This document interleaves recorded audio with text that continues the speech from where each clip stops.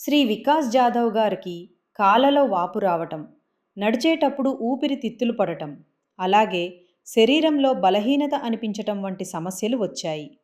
ఆయన కడుపులో చాలా నీరు చేరి కడుపు పూర్తిగా ఉబ్బిపోయింది. ఈ లక్షణాల కారణంగా ఆయన ఆరోగ్యం రోజురోజుకు క్షీణించసాగింది. పరీక్షలు చేసినప్పుడు రిపోర్టుల్లో కూడా లివర్కు సంబంధించిన అనేక పారామీటర్లలో సమస్యలు ఉన్నట్లు తెలిసింది. ఆయన లివర్ సుమారు 85% నుండి 90% వరకు దెబ్బతిన్నది.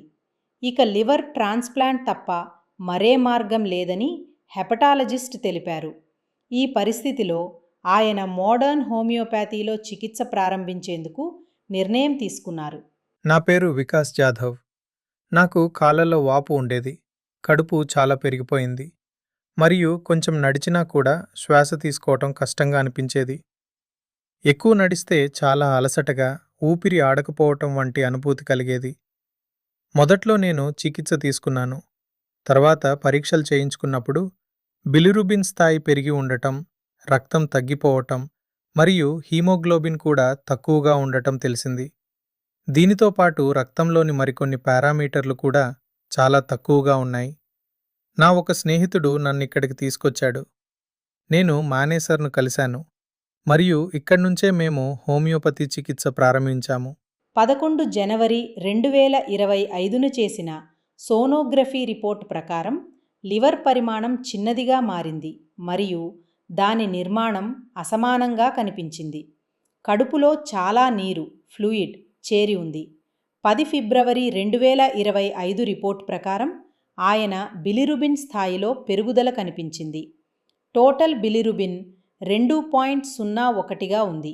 డైరెక్ట్ బిలిరుబిన్ 1.44గా ఉంది మరియు ఎస్జిఓటి 56.5గా ఉంది. ఇప్పుడు కడుపులోని నీరు తగ్గిపోయింది, బరువు కూడా తగ్గింది మరియు ఇప్పుడు అన్నీ సాధారణంగా అనిపిస్తున్నాయి.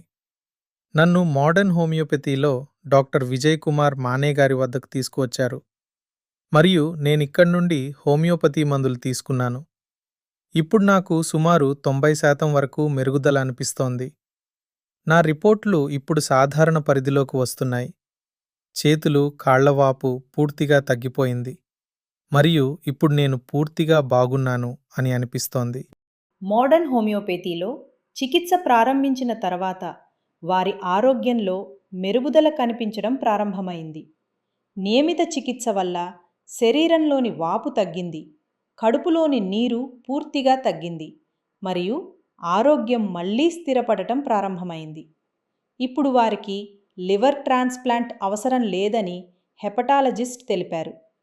9 జనవరి 2026న చేసిన సోనోగ్రఫీ రిపోర్ట్ ప్రకారం కడుపు మరియు పెల్విస్లోని నీటి పరిమాణం ముందుతో పోలిస్తే చాలా వరకు తగ్గింది. 10 మార్చి 2026 రిపోర్ట్ల ప్రకారం వారి టోటల్ బిలిరుబిన్ 0.95 వరకు తగ్గింది. డైరెక్ట్ బిలిరుబిన్ 0.48 వరకు వచ్చింది. ఎవరికి లివర్ సిరోసిస్ లేదా ఈ విధమైన సమస్య ఉంటే వారు తప్పకుండా మోడర్న్ హోమియోపతిలో డాక్టర్ విజయ్ కుమార్ మానే గారిని సంప్రదించండి.